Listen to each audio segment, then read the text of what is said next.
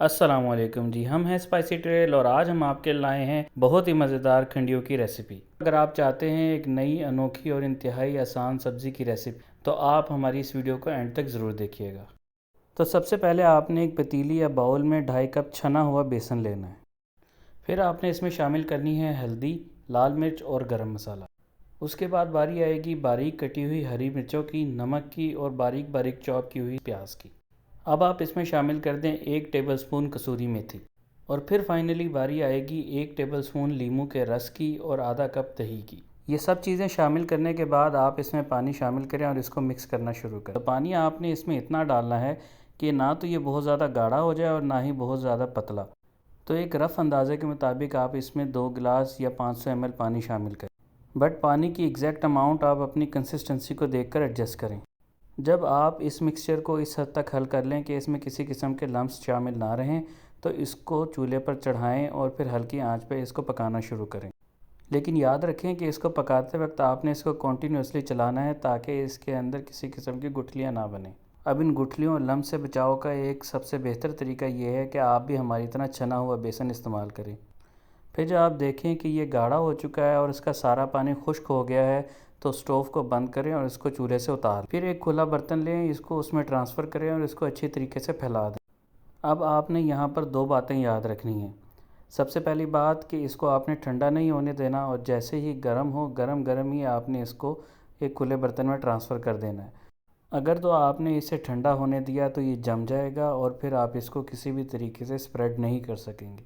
और जब आप इसको स्प्रेड कर रहे हों तो आपने इसको बहुत ज़्यादा पतली लेयर नहीं करनी। इसकी लेयर बहुत ही रीज़नेबली थिक होनी चाहिए। अगर ये पतली होगी तो ये सालन के अंदर टूट जाएगी। फिर जब आप इसे अच्छी तरह स्प्रेड कर चुके हैं तो फिर इसको किसी ठंडी जगह पर ठंडा होने के लिए छोड़ दें। फिर जब ये मिक्सचर ठंडा होकर जम जाए तो फिर इसको छुरी की मदद से अपनी डिज़ायर्ड शेप में काट लें। अब आप हमारी तरह इसे नमक पारों की शेप में भी काट सकते हैं या रेक्टेंगुलर भी काट सकते हैं। तो आप इसे किसी भी शेप में काटें, बस एक बात ध्यान में रखें कि इसे बहुत ज़्यादा छोटा मत करें। अगर आपने इसे बहुत ही ज़्यादा छोटा कर दिया तो ये शोरबे में घुल भी सकता है। ये देखें, हमने इसे बहुत ही खूबसूरत तरीके से बड़े बड़े नमक पारों की शेप में इसे काट लिया है। तो आप भी डिज़ायर शेप देने के बाद बिल्कुल इस तरीके से छुरी की मदद से इसके किनारे अलग कर लें ताकि बाद में इसे बर्तन से निकालते वक्त आपको आसानी हो। ये देखें कितनी खूबसूरत और कितनी सॉलिड किस्म की खंडवी बनी है। आप यहाँ से इसकी थिकनेस का अंदाज़ा भी कर सकते हैं। ये बहुत ही ऑप्टिमम थिकनेस है। इससे कम करेंगे तो टूटने का ख़तरा होगा, इससे ज़्यादा करेंगे तो इसका टेस्ट अच्छा नहीं आएगा। अब आप छुरी की मदद से सारी खंडियों को बर्तन से अलग करें और फिर साइड पे रख दें। अब हम इसकी ग्रेवी बनाएंगे। तो सबसे पहले हम 1 कप ऑयल को गर्म करेंगे और उसमें 1 टीस्पून ज़ीरे को फ्राई करेंगे। इस ज़ीरे को मीडियम फ्लेम पे सिर्फ 1 मिनट तक फ्राई करना है। जब ज़ीरा फ्राई हो जाए तो फिर इसमें 1 कप पिसी हुई प्याज शामिल कर दें और मीडियम फ्लेम पर इसको उस वक्त तक फ्राई करें जब तक ये अपना रंग हल्का सा चेंज ना कर ले। उसके बाद इसमें 1 टेबलस्पून पिसा हुआ अदरक और लहसुन का पेस्ट शामिल करें। फिर बारी आएगी गरम मसाले की, पिसे हुए ज़ीरे की और लाल मिर्च की। और फिर शामिल किया जाएगा 1 टीस्पून पिसा हुआ धनिया, 1 टेबलस्पून नमक और आधा टीस्पून हल्दी। फिर आप शामिल कर दें 1 टीस्पून कसूरी मेथी। फिर फाइनली इसमें डाल दें आधा कप ग्राइंड किए हुए टमाटर। अब आप इसको अच्छी तरीके से मिक्स करें ताकि सारे मसाले अच्छी तरह से हल हो जाएं। जब आप इसे अच्छी तरीके से मिक्स कर चुके हैं तो इसको ढक दें और हल्की आंच पर इसको 4 से 5 मिनट तक पकाएं। जब ये मसाले अच्छी तरीके से पक जाएं तो इसे अनकवर करें और इसमें 3/4 कप दही शामिल कर दें। दही को शामिल करने के बाद इसको अच्छी तरीके से मिक्स करें और बहुत ही अच्छी तरीके से इस मसाले को भून लें।